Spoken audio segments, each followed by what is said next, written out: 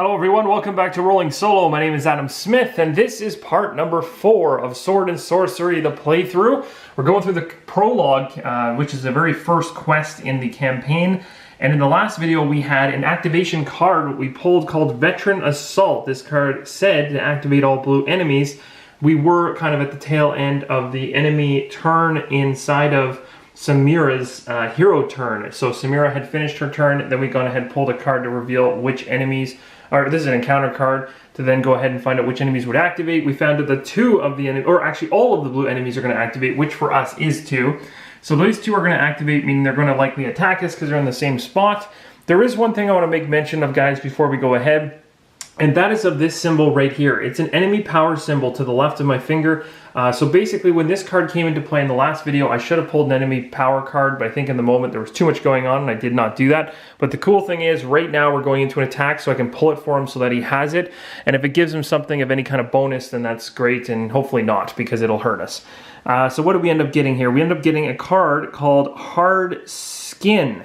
All attacks against this enemy cause -1 hit. Okay, so that's not going to help him on the offensive. You'll also notice here on the bottom, there's a second side that's flipped upside down. These are for the different acts. So like once we go to act, we're in act 1 right now, but again later on and stuff like that. So anyway, this will end up going right here. So when we go ahead to try to attack him in the future, we're going to be knocking a hit off of our total as well as the knight, which means he's going to be extra hard to kill, which is not good. But anyway, we're going to go ahead and resolve these guys one by one with attacks. So, well, who do I want to use first? I guess it doesn't necessarily really matter because they're both going to attack similar. So what I'm going to do is I'll use him first. And we know we said in the last video that the one with 2 damage is the one that's holding the stone. So that's going to be this guy right here. So he's going to go ahead and chuck a stone. And who's he going to attack? Well, normally he would go after the one with the most coins, but we lost our coin with Skald. So now he's actually going to go after either Amanor or Samira in the same area. Because they're in the same area though, and Anamor has 4 HP damage on him, the enemies are going to focus on the weakest character to try to take him down. So it's likely they're going to do that because they're going to have a claw attack being in the same spot. So this gremlin right here is going to go ahead, being that he's in the same spot as Anamor, he's going to attack with his claws. His thief ability would trigger, but there's no coins to steal, so there's no issue there. Banding, however, says if enemies control its area, claws attack inflicts +1 hit. And currently, control-wise, they do actually control this particular tile because there's 3 to 2. So that's really bad because it's going to give them an additional hit for banding. And then, of course, the rest of them are just actually don't come into play for this. So we're going to go ahead with the claws here, rolling for 2. And you'll also notice here it says, yeah, they're activating all blue enemies, so this is perfect. We're running through. We're going to go ahead and use the claws, which is 2 red. So he's going to have to handle this, and he's only got 1 HP remaining. He does have his defense of 2 blues and allowing 1 per round reroll of a defense die, but the odds are not looking good for him unless we get some really bad rolls, so let's hope for some bad rolls. That is not what we want to see. So we just got 2 hits, which I'm just going to bring over here so you guys can see. So we got 2 hits, a bolt, and a star. The star and bolt are useless, so we won't be talking about those, but the 2 hits definitely matter, plus the 1 hit from the banding effect of having other enemies in play or controlling that area, so that's a total of 3 hits. It's really nasty. Now, Anamor has an arcane roll with allows 2 blue dice. It doesn't matter. This is almost a roll that doesn't matter. I'm going to do it anyway, but essentially he's dead. There is no way that he can actually prevent this damage because the most you can get for blocking is 1 on a die. So regardless of his roll or his reroll, even with those 2 shields, he still takes the 3rd damage from the banding, and he's going to end up dying, guys. So now he doesn't. When he gets killed, there's a whole mess of things that kind of happen. So we're going to kind of walk through this so you guys understand what happens when a character dies. So this actually worked out pretty good because now you guys get to see right off the bat what happens when someone actually goes ethereal, which is a character basically turning into a spirit form. So what's going to happen right away is, first off, his HP is going to disappear because he's no longer, he's no longer human anymore. He's essentially gone into a spirit form. Now, normally what would happen is you would be going through a bunch of steps, which I'm going to show you right now in the rulebook, so there's absolutely no confusion whatsoever. This is kind of the death or becoming ghost area of the rulebook, and I'm going to try to lay this on top without knocking absolutely everything over. So here we go. This is The death becoming a ghost section. It says when a hero dies, he becomes ethereal. Like I was saying, he's going to reduce his current soul rank by 1 to a minimum of 1. So this doesn't affect him because he's still at soul rank 1. We're going to flip his card to the ghost soul form side. So we're going to flip his main card that's kind of in the middle, although this is Samira, but we'll be flipping Onomor's over. It'll reveal a side similar to this. Then we're going to discard any body conditions, penalties, and effects. We don't have any. Discard all power cards related to his lost soul rank. That's pretty nasty. So basically, his base... now that's actually a really good question and something I might look up. And I might need your guys' help on that one, is that because he's level 1, I would assume that when it says to discard all power cards related, power cards would be... Well, that's kind of tough because, I mean, this is considered... Yeah, that's rough. I don't know if that means he loses both of these right now. Maybe he does. So I'm going to have to determine that right away because it sounds like he does, unless there's some kind of caveat for being killed in the first soul rank. Then it says to drop all items in the inventory. He doesn't have any inventory right now, and he doesn't have any crowns, so we don't have to worry about that. From his movement, until resurrection, he acts as a ghost soul, and he basically only can do certain things. So he can play his hero turns using only ghost soul activities, which we'll talk about in a second. He never counts as someone in play for controlling or dominating an area, unless, of course, it talks specifically about heroes and not just heroes in play. We ignore any item and power cards unless explicitly indicated. So then we come over here to his powers continue to rotate and refresh during the time phase. Skip his enemy turn even if there are enemies in play. So obviously we're not going to trigger an encounter card at the end of his turn. Unless explicitly stated, he cannot be triggered by hero items or powers. That makes sense because he's a spirit form or ethereal form. And then he is completely ignored by enemies and traps. That also makes sense, but he can't go through or can't get any damage, any extra damage, which is why we took it off his card. And then it says ignore any special game effects. And it says if a quest ends while the hero is in ghost form, that hero must permanently discard one of his equipped cards, select at random. That's pretty nasty. So if you end up winning the game with 2 heroes alive and 1 in ethereal, then that person in ethereal has to discard an equipment card randomly. It's kind of a penalty for being in spirit form when they successfully completed the quest.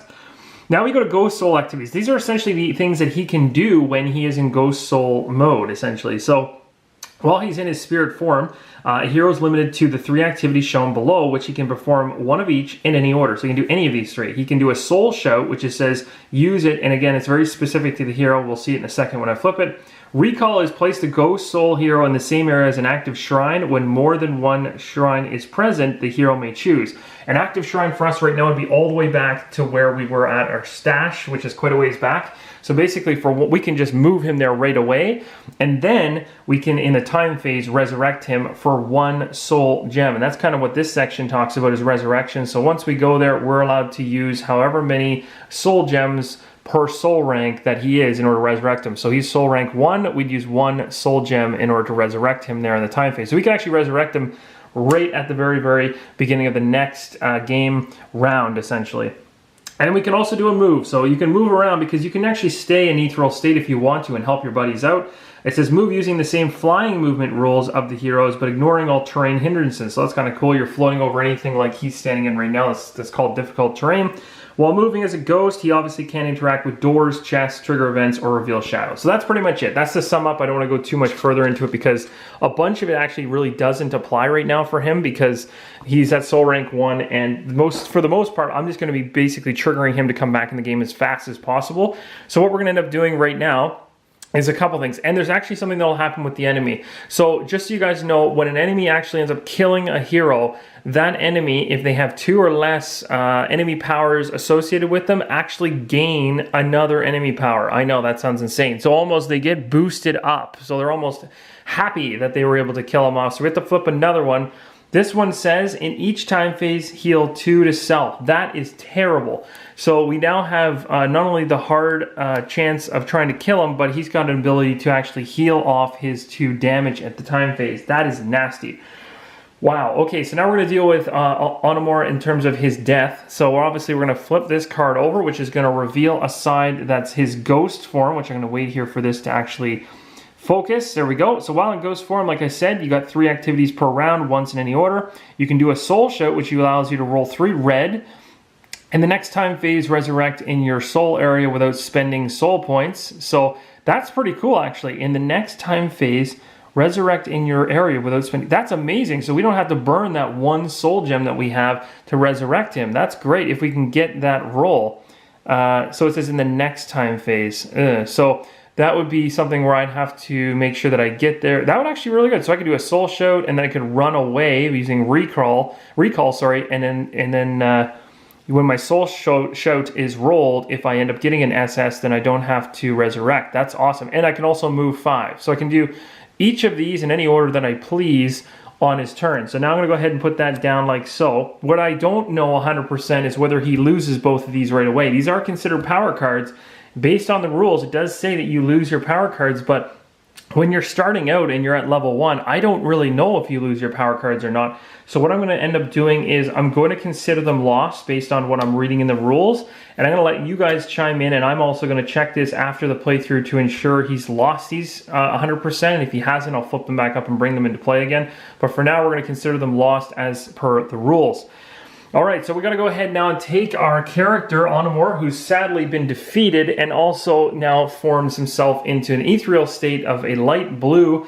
So he is now in this location essentially dead. And so the gremlin is more than happy that the job was done. So his turn and Onamor's turn, actually, he hasn't gone ahead yet. Wait a minute. Yes, he has. Sorry, he's already gone, so he's not going to get a turn this round, which is kind of too bad, I guess. It's going to be Skald that'll be the next one to go after this. Yes. Yikes. Okay, so now what we're going to do here is, let's see. What can we do? Let's say, and because, yeah, that's going to be tough. I thought he still actually was able to activate, but he's actually already gone earlier in the round, so that's going to be kind of rough. But anyway, we'll continue on. So we do have to do another attack here because this gremlin hasn't actually fought yet. And now it's even easier to decide who you should attack because there's only one individual in the location, and that's going to be Samira. So he is going after Samira with 2 red dice, and we'll definitely get the... Now, this is where things get really ugly because this gremlin not only gets the banding plus 1 hit, but will also get the fact that technically, because Onamor is in ghost form, they are actually controlling and dominating that area now because they have double the amount of figures than heroes, and ghost hero forms do not count for dominating and controlling. So they're going to basically get a supremacy bonus of 1 extra hit plus the hit for banding because they control it. So that's already 2 before we even roll the dice, which is terrible odds for Samira. So hopefully she can defend against this. Oh my gosh, did I ever get lucky. So I got a total blank on the SS because that doesn't apply, and bolts don't apply. So I got completely lucky there. So thank goodness, only 2 hits are coming through. So now what I'm going to do is roll over here to my chainmail, and thank goodness I get 3 blue dice. Now the question is, I've only been hit for 2 damage, so I'm only allowed to roll 2 of those blue dice, but if I get bolts and other things, I can potentially build up some shields. Here's hoping. Nice, so I was able to get 1 shield that blocks 1 of the damage. This one here gives me a hit and a star, both of which are completely useless, so it looks like I will be taking 1 damage. There's nothing else I can do there. Oh, actually, sorry, my mistake. Do I have... the chainmail itself actually generates 1 armor, so we're okay. My mistake, that's even better. So we have 1 armor that we automatically get from the chainmail, plus this is the second block we needed. We're fine. We take no damage whatsoever. So that's awesome. We got completely lucky there. Alright, so we're now done Samira's turn, thank goodness. All the enemies have gone. We can now take this card and chuck it out of play. And now we can move on to the next hero. The only hero who hasn't activated yet is Skald. Now Skald is going to need to get in there and really help out because right now they're dominating the area and that's not good. So let's go ahead and use a little combination of movement activity along with an action to get him in there. Now what I'm really scared of is the fact that he's actually wounded. Now again, I do have the consumable healing potion, which is going to be huge if he gets up there and damage. I'll be probably using it. So I'm going to get him in there regardless. We're going to move 1, 2, and normally it would cost 2 more movement to get into here. So this is where things get a little bit interesting. So I'm going to go ahead and spend my I have an extra movement activity in order to use still. So I'm also then going to use my action here, my yellow action, to do a dash action. And the dash action says once per round you get 1 extra movement. So I'm going to add that extra movement of dash plus the 1 movement activity I had left over to dash into this difficult terrain to be within the battle. So now this is getting a little more fierce in here. And we're going to definitely start throwing some slash exotic weapons around with some swords and see if we can take somebody out. The ones we want to focus on right now, probably, to be honest, just to get the...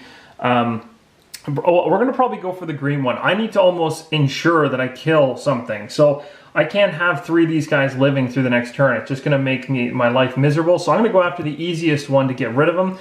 So we're going to be targeting the green one who's only 3 HP just to get rid of him as quick as possible. So we're going to be rolling a red and a blue. So it's really nasty because I could have, if I hadn't been able to save that action and the gold there for a focus, I could have actually been able to add a hit to my attack, which would have been huge. But because I needed to use the action in order to dash to even get in the space, I had to use that in advance, which is too bad. So let's go ahead and take a red die and a blue die. We have to remember again that the night phase is still in effect, so we're going to lose a hit from this roll regardless. Let me just double check to see if there's anything else here. No, we haven't hit the rage stage yet with Skald. We are not halfway down his HP in order to get extra hits. So we've got to wait on that, but we'll probably get there soon if things keep going south. That's not bad. So we got 2 hits there. Now the downside with that, it would have been nice to get more than 2 hits. We got 2 stars, and sadly stars don't do anything on my particular weapon. As you can see, I needed bolts or an SS. I really would have liked the SS, to be honest. That would have been great. So that's too bad. And of course we lose one of these hits because of the night phase. So really only 1 hit gets through, meaning that we just put 1 hit on this green gremlin. So really not that great of an attack.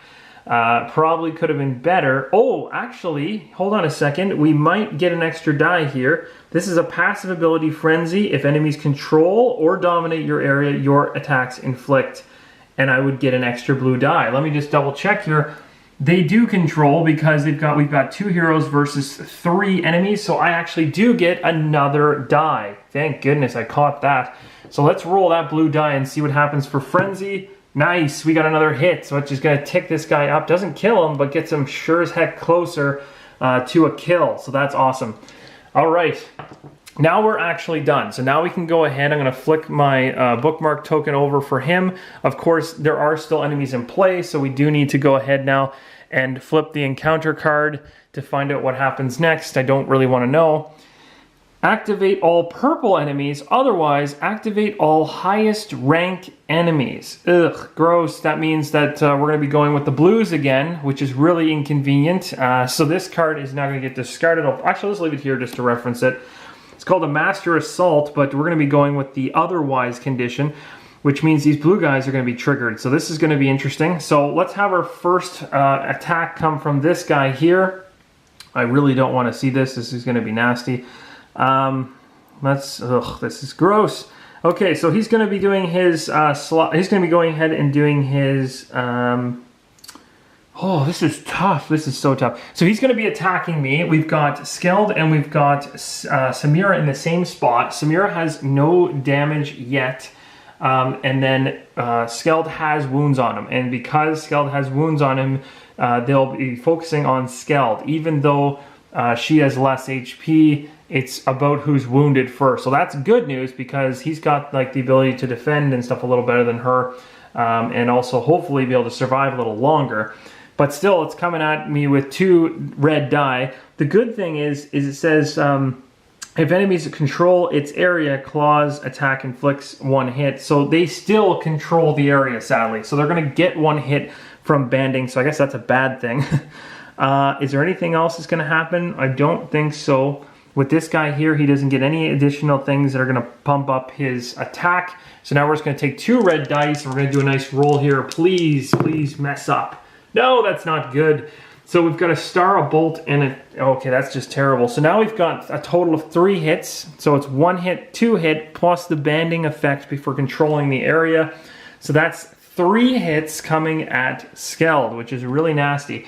Now the cool thing is that while defending with my shield equipped, I get a +1 defense, meaning I block 1 automatically, so that's good. What do I have for leather vest? So I get to roll 3 blue dice, but I'm only blocking 2 more hits coming through. So I'm going to roll 2 blue dice to hopefully block these hits.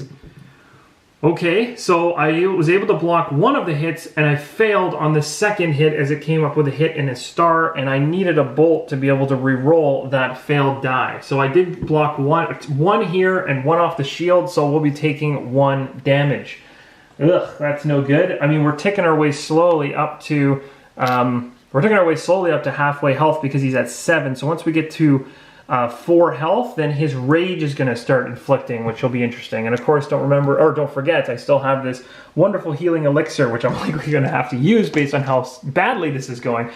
Okay, so that was just the first gremlin. Now the second one's going to come at me, and he's going to target me as well with another roll, and he's going to get the +1 for banding. He's rolling away, and he's nailing me for another 2 hits, which is going to be a total of 3. We know we block 1 from the shield, and we're going to take 2 blue dice in hopes of attempting to block these 2. And we did. We got 2 shields. We blocked everything. Well done, Skald. All right, so whew, that was a little bit scary. Okay, so now we're actually finished all of the hero turns as well as all of the enemy turns in sequence. We still have quite the commotion going on in this corner, and we still have 1 character in ethereal state. We'll now move to the event phase, which is nasty. So let's go ahead and grab this event card. Where are we? Oh, I'm down here. Oh, we're going to flip a new event card. This is going to be fun. So we're going to be, now there's no card face up over here. And our last time we put it over here and discard it, we get to flip up a new card and find out what happens. Carnage. Oh, that doesn't sound good. Until next event phase, the first attack of each hero and enemy inflicts critical. Oh man, that's bad. Holy, that's terrible. Okay, and then it says spawn for 2 or 3 heroes. Then, and we have 3. We're going to be doing. Then you just basically count up the number in play. So right now we have 3 heroes in play, and we have 3 gremlins in play. -1 is how many enemies we spawn, so I think that's a -1. So we don't spawn anybody because we have too many enemies in play. So how that works essentially is we have 3 heroes in play minus however many enemies are in play. So right now there's 3 -1. So as of right now, we're not spawning anybody. But if we had, say for instance, 3 heroes in play and 1 enemy in play, -1 enemy, we'd actually see an enemy come out. So the good thing is no spawning will happen. And the funny thing is, if spawning had have happened, it actually would have happened in this square because there is a spawn token there. We happen to be in a location with a spawn. But anyway, that's not going to happen, so we're good, and the card just kind of sits on top, but it's going to inflict critical for all of our attacks. That's going to be something we really have to pay attention to. All right, so that's pretty much it for the event phase. Now we can obviously go ahead and reactivate our bookmarks to get ready for the next turn. I don't know how successful that really was. It seems like we're in a little bit of a jam right now. And you can see that even with weak enemies on me, you know, at the beginning they seem to be, oh yeah, they're just gremlins. It's easy to knock them off one by one. But when these guys get into groups and packs, they become extremely strong. And to be honest, this night phase is really hurting us by losing that extra attack. But anyway, I'm having a blast playing this. We're about half, I'd say we're 1/3 the way through.